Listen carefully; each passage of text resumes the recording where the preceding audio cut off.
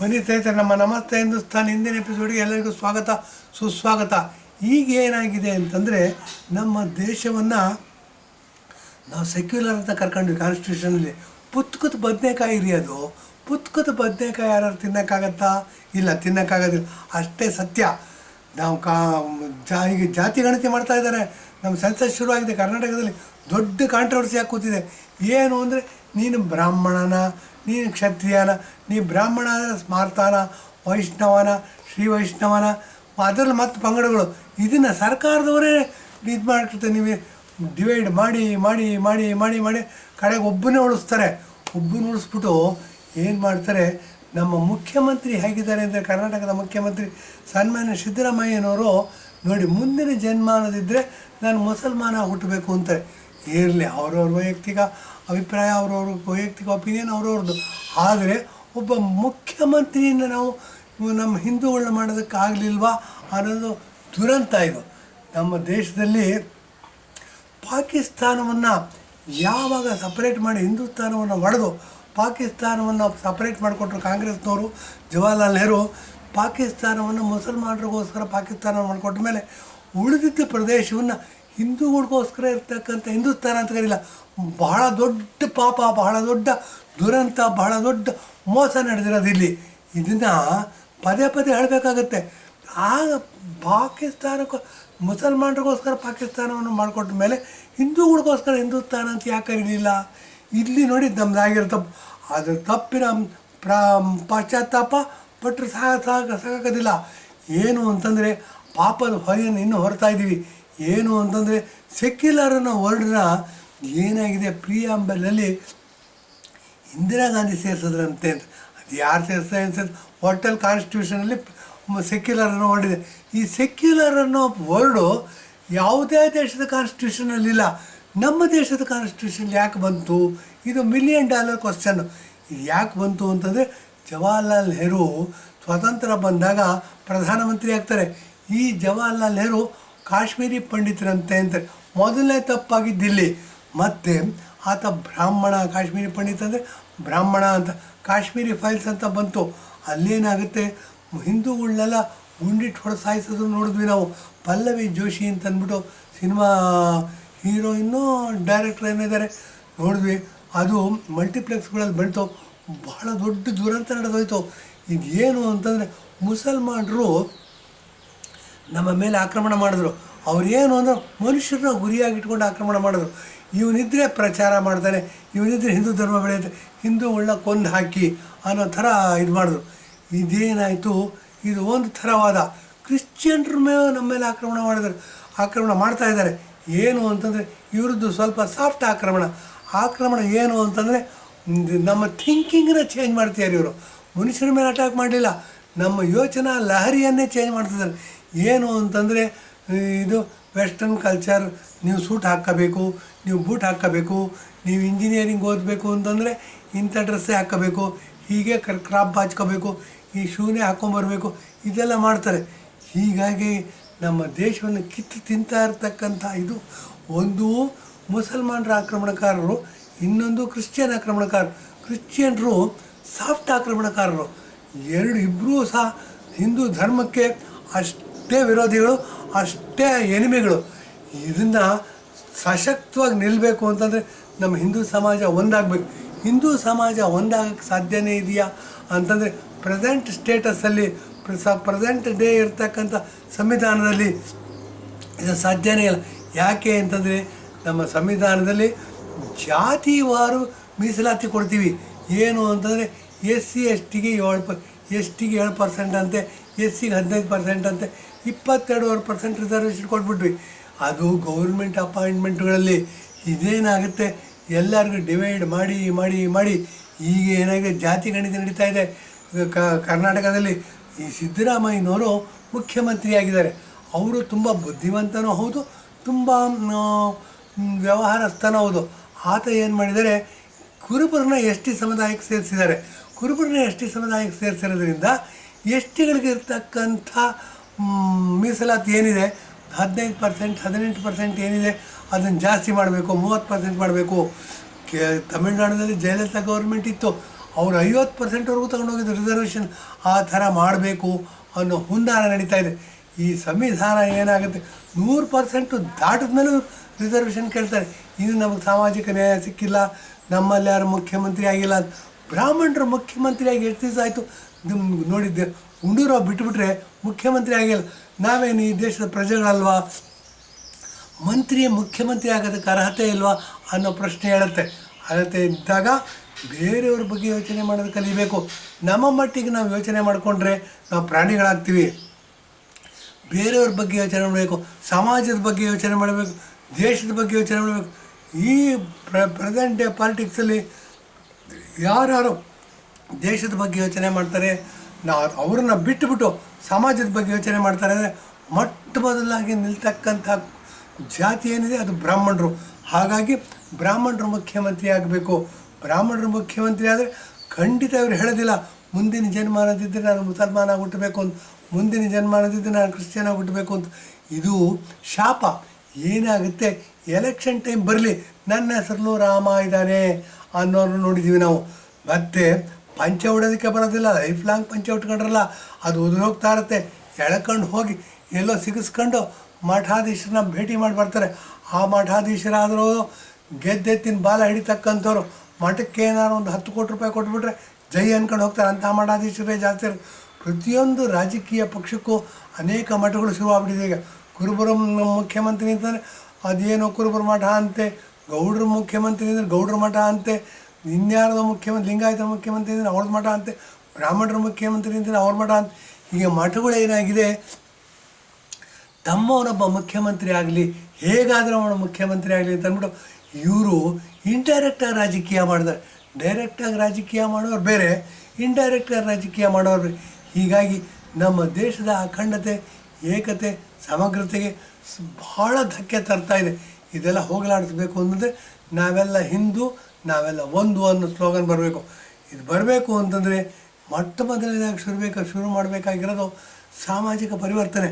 ಸಾಮಾಜಿಕ ಪರಿವರ್ತನೆ ಅಂತಂದರೆ ನೋಡಿ, ಅತ್ಯಂತ ಪ್ರಬುದ್ಧವಾಗಿರ್ತಕ್ಕಂಥ ರಾಜಕಾರಣಿ ಮುಖ್ಯಮಂತ್ರಿ ಆಗಬೇಕು. ಸಿದ್ದರಾಮಯ್ಯನಂಥವ್ರಲ್ಲ. ಏನು ಅಂತಂದರೆ ನಾವೆಲ್ಲ ಒಂದು ಇಂಟ್ರಿಕ್ಯಾಸ್ಟ್ ಮ್ಯಾರೇಜ್ ಮಾಡ್ಕೊಂಡವ್ರಿಗೆ ನಾವು ಗೌರ್ಮೆಂಟ್ ಕೆಲಸ ಕೊಡ್ತೀವಿ, ಇಂಟ್ರಿಕ್ಯಾಸ್ಟ್ ಮ್ಯಾರೇಜ್ ಮಾಡ್ಕೊಂಡವ್ರಿಗೆ ನಾವು ಇನ್ಸೆಂಟಿವ್ ಕೊಡ್ತೀವಿ, ಇಂಟ್ರಿಕ್ಯಾಸ್ಟ್ ಮ್ಯಾರೇಜ್ ಮಾಡ್ಕೊಂಡವ್ರಿಗೆ ನಾವು ಇಂತಿಂಥ ಇನ್ಸೆಂಟಿವ್ ಕೊಡ್ತೀವಿ ಅಂತ ಹೇಳಬೇಕು. ಹೇಳಿದ್ರೆ ಇಂಟ್ರಿಕ್ಯಾಸ್ಟ್ ಮ್ಯಾರೇಜ್ ಆಗುತ್ತೆ. ಜಾತಿಯ ಸಮಸ್ಯೆನ ಒಂದೇ ಸರಿಗೆ ತೆಗೆದುಹಾಕ್ಬಿಡ್ಬೋದು. 10 ವರ್ಷ 20 ವರ್ಷ ತೆಗೆದುಹಾಕ್ಬಿಡ್ಬೋದು. ಇದನ್ನು ಯಾಕೆ ಮಾಡೋದಿಲ್ಲ ಅಂತಂದರೆ ಅವರಿಗೆ ತಮ್ಮ ಬೇಳೆ ಬೇಯಿಸ್ಕೋಬೇಕಾಗಿರುತ್ತೆ. ತಮ್ಮ ಹಿಡನ್ ಅಜೆಂಡಾ ಬೇರೆ ಇರುತ್ತೆ. ತಮ್ಮ ಸಮುದಾಯದವರು ಎಲ್ಲ ತಮ್ಮ ಹಿಂದೆ ಬರ್ತಾರೆ. ಮತ್ತು ಒಗ್ಗಟ್ಟಾಗಿ ನಿಂತ್ಕೊಂಡ ಒಂದು ವೋಟ್ ಬ್ಯಾಂಕ್ ನಿರ್ಮಾಣ ಆಗುತ್ತೆ. ಈ ವೋಟ್ ಬ್ಯಾಂಕ್ ಅಂತ ಬಂದಿರೋದ್ರಿಂದ ಏನಾಗ್ತಾಯಿದೆ, ಹಿಂದೂಗಳು ನಾವು ಆಡಿತಾ ಇದ್ದಾರೆ, ಮುಸಲ್ಮಾನರನ್ನ ಓಲೈಸ್ತಾ ಬಂದ್ಬಿಟ್ಟು ಏನಾಗಿ ಮುಸಲ್ಮಾನರು ಬಹುಸಂಖ್ಯಾತರಾಗ್ಬಿಡ್ತಾರೆ. ನಾನು ಬಿಹಾರ್ಗೆ ಹೋಗಿದ್ದೆ. ಅಲ್ಲಿ ಬೆಳಗ್ಗೆ ಎದ್ದು 7 ಗಂಟೆಗೆ ಟೀ ಕುಡಿಯೋಕ್ಕೆ ಹೋಗ್ತಿದ್ವಿ. ಬೇರೆ ಅಂಗಡಿಗೆ ಟೀ ಕುಡಿತಿದ್ದೆ. ಯಾಕೆಂದರೆ ನಾವು ಸ್ವಲ್ಪ ರಾಜಕೀಯವಾಗಿ ಆ್ಯಕ್ಟಿವ್ ಆಗಿದ್ದರಿಂದ ನೋಡೋಣ ಇಲ್ಲಿ ಪಲ್ಸ್ ಯಾವ ಥರ ಇದೆ ಅಂತ ಅಂದ್ಬಿಟ್ಟು ಇದು ಮಾಡೋಕ್ಕೋಸ್ಕರ ಅಲ್ಲಿ ಏನು ಮಾಡೋರು, ಅಣ್ಣ ಇಲ್ಲಿ ಮುಸಲ್ಮಾನರು ಜಾಸ್ತಿ ಇದ್ದಾರೆ ಅಂತ ಇಂಡಿಯಾ ದೇಶದಲ್ಲಿ, ನಾವು ಹಿಂದೂಗಳು ಕಡಿಮೆ ಇರೋದು ಅನ್ನೋದು ಒಂದು ಜನರಲ್ ಒಪಿನಿಯನ್ ನನಗೆ ಬಂದಿದ್ದು. ಇದು ತಪ್ಪು. ಈ ಬಿಹಾರಲ್ಲಿ ಆಗಲಿ, ಬೇರೆ ಎಲ್ಲೇ ಆಗಲಿ, ಉತ್ತರ ಪ್ರದೇಶದಲ್ಲೇ ಆಗಲಿ, ಮುಸಲ್ಮಾನರು ಒಂದು 30% ಇರ್ಬೋದು ಅಷ್ಟೇ, ಮ್ಯಾಕ್ಸಿಮಮ್ 30%. 70% ಹಿಂದೂಗಳಿರೋದು. ನಾವು ಯಾಕೆ ಇದನ್ನು ಈ ಮನೋಸ್ಥಿತಿನ, ಈ ಮೆಂಟ್ಯಾಲಿಟಿನ ಪರ್ಕ್ಯುಲೇಟ್ ಆಗಿಬಿಟ್ಟಿಲ್ಲ, ಕೆಳಗಿನವ್ರಿಗೂ ಹೋಗಿಬಿಟ್ಟಿಲ್ಲ, ವೋಟರ್ಸ್ವರೆಗೂ ಹೋಗಿಬಿಟ್ಟಿಲ್ಲ ಅನ್ನೋ ಕ್ವಶನ್ ಬಂದಾಗ ಈ ರಾಜಕೀಯ ವ್ಯಕ್ತಿಗಳು ಏನಿರ್ತಾರೆ, ಲಲ್ಲು ಪ್ರಸಾದ್ ಯಾದವ್ ಆವಾಗ ಇದ್ದಿದ್ದರು, ಅಷ್ಟು ಅಧಿಕಾರ ಕಳ್ಕೊಂಡಿದ್ದು. ಅದು ಏನಾಗುತ್ತೆ ಅಂದರೆ ಮುಸಲ್ಮಾನರ ಓಲೈಕೆ ಮಾಡದಿದ್ದರೆ ಹಿಂದೂಗಳಿಗೆ ಬದುಕೋಕ್ಕೆ ಅಧಿಕಾರನೇ ಇಲ್ಲ, ಹಿಂದೂಗಳು ಬದುಕೋದೇ ಇಲ್ಲ, ಬದುಕಲೇಬಾರ್ದು ಅನ್ನತಕ್ಕಂಥ ವಾತಾವರಣವನ್ನು ನಿರ್ಮಾಣ ಮಾಡಿ ಅಲ್ಲಿ ಗೆಲ್ತಾಯಿದ್ರು. ಈಗ ಆ ಪರಿಸ್ಥಿತಿ ಇಲ್ಲ ಬಿಡಿ. ನಿತೀಶ್ ಕುಮಾರ್ ಮುಖ್ಯಮಂತ್ರಿ ಆಗಿದ್ದಾರೆ. ಈ ಥರ ಇದ್ದಾಗ ನೋಡಿ, ಮತ್ತೆ ಹಿಂದಕ್ಕೆ ಹೋಗೋದಾದರೆ ಔರಂಗಜೇಬ್ ಕಾಲದಲ್ಲಿ ಜಾಸ್ತಿ ಹಿಂದೂ ವಿರೋಧಿಗಳಿದ್ರ, ಅಥವಾ ಟಿಪ್ಪು ಸುಲ್ತಾನ್ ಕಾಲದಲ್ಲಿದ್ದ್ರ, ಅಥವಾ ಸಿದ್ದರಾಮಯ್ಯನವ್ರ ಕಾಲದಲ್ಲಿದ್ದ್ರ ಅಂತ ಯೋಚನೆ ಮಾಡಿದಾಗ ಯಾವಾಗಲೂ ಒಂದೇ. ಅದು ಮನಸ್ಥಿತಿ, ಮನೋವ್ಯಾಧಿ. ಅದು ಏನು ಅಂತಂದರೆ ಒಂದು ಹೈಪನ್ನ ಕ್ರಿಯೇಟ್ ಮಾಡ್ತಾರೆ, ಒಂದು ಮನಸ್ಥಿತಿನ ಕ್ರಿಯೇಟ್ ಮಾಡ್ತಾರೆ. ಮನಸ್ಥಿತಿನ ಕ್ರಿಯೇಟ್ ಮಾಡಿ ಹಿಂದೂಗಳು ಅಲ್ಪಸಂಖ್ಯಾತರು, ಹಿಂದೂಗಳು ಒಗ್ಗಟ್ಟಾಗಿಲ್ಲ, ಮುಸಲ್ಮಾನರು ಒಗ್ಗಟ್ಟಾಗಿದ್ದಾರೆ. ಹಾಗಾಗಿ 20% ಇರ್ತಕ್ಕಂಥ ಮುಸಲ್ಮಾನರು 80% ಇರ್ತಕ್ಕಂಥ ಹಿಂದೂಗಳನ್ನ ಆಳ್ತಾಯಿದ್ರು. ಇದನ್ನು ಔರಂಗಜೇಬ್ ಕಾಲದಲ್ಲಾಗಲಿ, ಅಕ್ಬರ್ನ ಕಾಲದಲ್ಲಾಗಲಿ, ಎಲ್ಲರ ಕಾಲದಲ್ಲೂ ಜಜಿಯಾ ಅಂತ ಕಲೆಕ್ಟ್ ಮಾಡೋರು. ಜಜಿಯಾ ಅಂದರೆ ಏನು ಗೊತ್ತಾ? ಜಜಿಯಾ ಅಂದರೆ 20% ಮುಸ್ಲಿಮರಿಂದ 80% ಹಿಂದೂಗಳನ್ನ ಪ್ರೊಟೆಕ್ಟ್ ಮಾಡ್ತೀವಿ ಅಂತ ಅಂದ್ಬಿಟ್ಟು ರಾಜರು ಏನು ಮಾಡ್ತಿದ್ರು, ಅದೇನು ಕೆಲಸ ಇಲ್ಲ. ಅದು 80% ಇರ್ತಕ್ಕಂಥವ್ರು ಅವ್ರ ಯೋಗಕ್ಷೇಮ, ಅವ್ರ ಸೇಫ್ಟಿ, ಅವರು ಇದನ್ನು ಅವ್ರು ನೋಡ್ಕೊಬಲ್ರು, ಕಲೆಕ್ಟ್ ಮಾಡ್ತಾಯಿದ್ರು. ನಾವು ಸುಮ್ಮನೆ ಕೊಡ್ತಾಯಿದ್ವಿ ಟ್ಯಾಕ್ಸ್ನ. ಈ ಥರ ಯಾಮಾರ್ಸಿ ಹಿಂದೂಗಳನ್ನ ಕುರಿಗಳನ್ನ ಮಾಡಿಬಿಟ್ರು. ಕುರಿಗಳನ್ನ ಸಿಂಹದ ಥರ ಇದ್ದಂಥ ಇವ್ರನ್ನ ಕುರಿಗಳನ್ನ ಮಾಡಿಬಿಟ್ರು. ಕುರಿಗಳನ್ನ ಮಾಡಿ ನೋಡಿ, ಸುಮಾರು 1,500 ವರ್ಷಗಳ ಕಾಲ ಮುಸಲ್ಮಾನರು ಆಳಿದ್ರು, 1,000 ವರ್ಷಗಳ ಕಾಲ ಬ್ರಿಟಿಷರು ಆಳಿದ್ರು. ಈಗ ಕಾಂಗ್ರೆಸ್ನವರು 60-70 ವರ್ಷ ಆಡಿದ್ದಾರೆ. ಈಗ ನೋಡಿ ಒಂದು ಟೈಗರ್ ಬಂದಿದೆ. ಆ ಟೈಗರ್ ಏನು ಅಂತಂದರೆ ನರೇಂದ್ರ ಮೋದಿಯವರು. ಹಿಂದೂಗಳಿಗೋಸ್ಕರ ಇರ್ತಕ್ಕಂಥ ದೇಶ ಹಿಂದೂ ದೇಶ. ಆಪರೇಷನ್ ಸಿಂಧೂರ್ ಮಾಡಿದ್ರು, ಬಾಲಾಕೋಟ್ ಸ್ಟ್ರೈಕ್ ಮಾಡಿದಾಗ ಪಾಕಿಸ್ತಾನದಲ್ಲಿ ನುಗ್ಗು ಹೊಡೆದ್ರು. ಇದನ್ನು 65-70 ವರ್ಷ ರೂಲ್ ಮಾಡೋದು ಕಾಂಗ್ರೆಸ್ನವ್ರಿಗೆ ಯಾಕೆ ಮಾಡೋಕ್ಕಾಗಲಿಲ್ಲ? ಕಾಂಗ್ರೆಸ್ನವ್ರ ಕಾಲದಲ್ಲಿ ಒಂದು ದುರಂತ ನಡೀತು. ಏನು ಅಂತಂದರೆ, ಗಡಿ ಭಾಗದಲ್ಲಿ ಯುದ್ಧ ನಡೀತಿರ್ಬೇಕಾದ್ರೆ ಅಥವಾ ಏನೋ ಪ್ರಾಬ್ಲಮ್ ಆಗಿ ಇಂಡಿಯಾ ದೇಶದ ಸೈನಿಕರು ಸಿಗಾಕ್ಕೋತಾರೆ. ಸಿಗಾಕ್ಕೊಂಡ್ರೆ ಅವರು ಕಣ್ಣುಗಳನ್ನ ಕಿತ್ಕೊಂಡು ಹೋಗಿದ್ರಂತೆ. ಕತ್ತನ್ನ ಸೀಳ್ಬಿಟ್ಟು ಕಣ್ಣುಗಳನ್ನ ಕಿತ್ಕೊಂಡು ಹೋಗಿದ್ರಂತೆ. ಇಂಥದ್ದು ಕಾಂಗ್ರೆಸ್ಸನೇ ಐನ ಕಾಲದಲ್ಲಿ ನಡೀತು. ಈಗ ಪ್ರಧಾನಮಂತ್ರಿ ನರೇಂದ್ರ ಮೋದಿಯವರು ಪ್ರಧಾನಮಂತ್ರಿ ಆಗಿದ್ದಾರೆ. ಆಗಿನ ಕಾಲದಲ್ಲಿ ಏನಾಗಿದೆ, ಬಾಲಾಕೋಟಲ್ಲಿ ಏರ್ ಸ್ಟ್ರೈಕ್ ಮಾಡಿದ್ವಿ, ನುಗ್ಗಿ ಹೊಡೆದ್ರು. ಸುಮಾರು 100-200 ಕಿಲೋಮೀಟ್ರ್ ಒಳಗೆ ಹೋಗಿ ಅವರು ಟೆರರಿಸ್ಟ್ ಅಡ್ಡೆಗಳನ್ನ ನಾಶ ಮಾಡಿ ಇವ್ರನ್ನ ಟೆರರಿಸ್ಟ್ಗಳನ್ನ ನಾಶ ಮಾಡಿ ಬಂದು. ಇವತ್ತು ಸಹ ನಾವು ಟಿ ವಿ ನೋಡ್ತಾಯಿದ್ವಿ. ಟಿ ವಿ ನೋಡ್ತಾಯಿದ್ರೆ ಇವತ್ತಿನ ವಿಶೇಷ ಏನು ಅಂತಂದರೆ, ಇಂಟರ್ನ್ಯಾಷನಲ್ ನ್ಯೂಸು, ಪಾಕಿಸ್ತಾನದವರು ಕಾಬೂಲ್ ಮೇಲೆ ದಾಳಿ ಮಾಡಿದಾರಂತೆ. ಇದನ್ನು ನೋಡಿರ್ಬೋದು. ಇವತ್ತು ಏನು ತಾರೀಕು ಅಂತಂದರೆ ಅಕ್ಟೋಬರ್ 10, 1925 ಇಸ್ವಿ, 1925 ಇಸ್ವಿ. ಈ ಶತಮಾನದ ಅತ್ಯಂತ ದೊಡ್ಡ ಇದರಲ್ಲಿ ಪಾಕಿಸ್ತಾನದಲ್ಲಿ ಪಾರ್ಲಿಮೆಂಟಲ್ಲಿ ಹೇಳ್ತಾ ಇದ್ದ ಅವ್ರ ಇಂಟರ್ನಲ್ ಮಿನಿಸ್ಟ್ರು, ನಾವು ಟೆರರಿಸ್ಟ್ಗಳ ಮೇಲೆ ಯುದ್ಧ ಮಾಡ್ತೀವಿ, ನಮ್ಮ ದೇಶದ ರಕ್ಷಣೆಗಾಗಿ, ನಮ್ಮ ದೇಶ ಸುಖ ಸಂತೋಷಕ್ಕಾಗಿ ನಾವು ಏನು ಬೇಕಾದ್ರೂ ಮಾಡ್ತೀವಿ ಅಂತ ಅಂದ್ಬಿಟ್ಟು ಇದು ಮಾಡ್ತಾಯಿದ್ರು. ಇದೇನಾಯಿತು? ಹಾಗಾದರೆ ನಾವು ನಮ್ಮ ದೇಶದವ್ರು ನಾವು ರಕ್ಷಣೆ ಮಾಡ್ಕೊಳ್ಳೋಕೆ ಅಧಿಕಾರ ಇಲ್ವಾ? ಇದನ್ನು ನಾವು ಯಾಕೆ ಇಟ್ಕೋಬಾರ್ದು? ನಾವು ಅಫ್ಘಾನಿಸ್ತಾನದ ಮೇಲೆ ಪಾಕಿಸ್ತಾನದಲ್ಲಿ ಹೇಗೆ ಯುದ್ಧ ಮಾಡ್ತಾರೆ ಹಾಗೆ ನಾವು ಪಾಕಿಸ್ತಾನದ ಮೇಲೆ ಯುದ್ಧ ಮಾಡಬಾರ್ದು ಅನ್ನೋ ಕ್ವಶನ್ ಉಳಿಯುತ್ತೆ. ಇದೆಲ್ಲ ಉಳಿದಾಗ ಏನಾಗುತ್ತೆ, ನಮಗೆ ದೇಶಭಕ್ತಿ ಮತ್ತು ಪೇಟ್ರಿಯಾಟಿಸಮ್ ಜಾಸ್ತಿ ಆಗುತ್ತೆ. ಇದು ಹೀಗೆ ಜಾಸ್ತಿ ಆಗಬೇಕು, ನಮ್ಮ ದೇಶ ಸ್ಟ್ರಾಂಗ್ ಆಗಬೇಕು.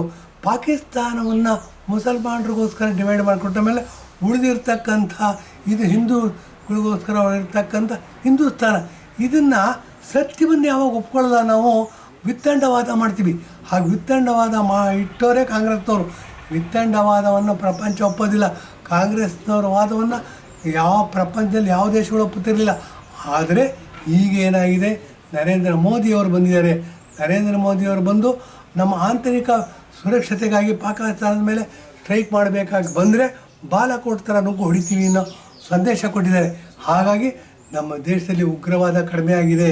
ಮತ್ತು 26/11 ಅಂತ ಹೇಳ್ತೀವಿ, 2008 26/11 ತಾಜ್ ಹೋಟೆಲ್ ಮೇಲೆ ಆಕ್ರಮಣ ಆಯಿತು. ತಾಜ್ ಹೋಟೆಲ್ ಮೇಲೆ ಆಕ್ರಮಣ ಆದಾಗ ಬಹಳ ದೊಡ್ಡ ಆಕ್ರಮಣ ಆಗಿ 100 ಜನ ಸತ್ತರು. ಅಮೇರಿಕಾದ ಪ್ರಜೆಗಳು ಸತ್ತರು, ಇಸ್ರೇಲ್ನವರು ಸತ್ತರು. ಇದೆಲ್ಲ ಇದ್ದು ಈಗೇನಾಗಿದೆ, ನರೇಂದ್ರ ಮೋದಿಯವರು ಬಂದಿರೋದ್ರಿಂದ, ನರೇಂದ್ರ ಮೋದಿಯವರು ಬಾಲಾಕೋಟ್ ಇದರಲ್ಲಿ ನುಗ್ಗು ಹೊಡಿತಾ ಇರೋದ್ರಿಂದ ಏನಾಗಿದೆ, ನಮ್ಮ ಮೇಲೆ ಟೆರರಿಸ್ಟ್ ಆ್ಯಕ್ಟಿವಿಟೀಸ್ ಕಡಿಮೆ ಆಗಿದೆ. ಮತ್ತು ನಾವು ಹಿಂದಿಗಿಂತ ಹೆಚ್ಚು ಜಾಗರೂಕರಾಗಿದ್ದೀವಿ, ಹಿಂದಿಗಿಂತ ಹೆಚ್ಚು ಸಶಕ್ತರಾಗಿದ್ದೀವಿ. ಮತ್ತು ಪ್ರಪಂಚದಲ್ಲೇ 3ನೇ ದೊಡ್ಡ ಆರ್ಥಿಕ ಶಕ್ತಿಯಾಗಿ ಬೆಳೀತಾ ಇದ್ವಿ. ಇದಲ್ಲದೆ ರಕ್ಷಣಾ ವಲಯದಲ್ಲಿ ಏನು ಅಂದರೆ ಅಮೇರಿಕಾ, ರಷ್ಯಾ ಬಿಟ್ಟರೆ ಇಂಡಿಯಾ ಅತ್ಯಂತ ಬಲಿಷ್ಠವಾದ ರಾಷ್ಟ್ರ ಹೊರಹೊಮ್ಮುತ್ತಾ ಇದೆ. ಆದ್ದರಿಂದ ನರೇಂದ್ರ ಮೋದಿಯವ್ರನ್ನ ಮತ್ತೆ ಬೆಂಬಲಿಸಬೇಕು. ನರೇಂದ್ರ ಮೋದಿಯವರಿಗೆ ಅಧಿಕಾರ ಕೊಡಬೇಕು. ನರೇಂದ್ರ ಮೋದಿಯವರು ನಮ್ಗೆ ಇರೋ ತನಕ ನಾವು ಹಿಂದೂಗಳು ನಮ್ಗೆ ಭಾಳ ಸುರಕ್ಷಿತ ನಾವು ಇದನ್ನು ಹೇಳ್ಬಿಟ್ಟು ಇವತ್ತು ಎಪಿಸೋಡ್ ಮುಗಿಸ್ತಾ ಇದ್ದೀನಿ. ಧನ್ಯವಾದ, ನಮಸ್ಕಾರ.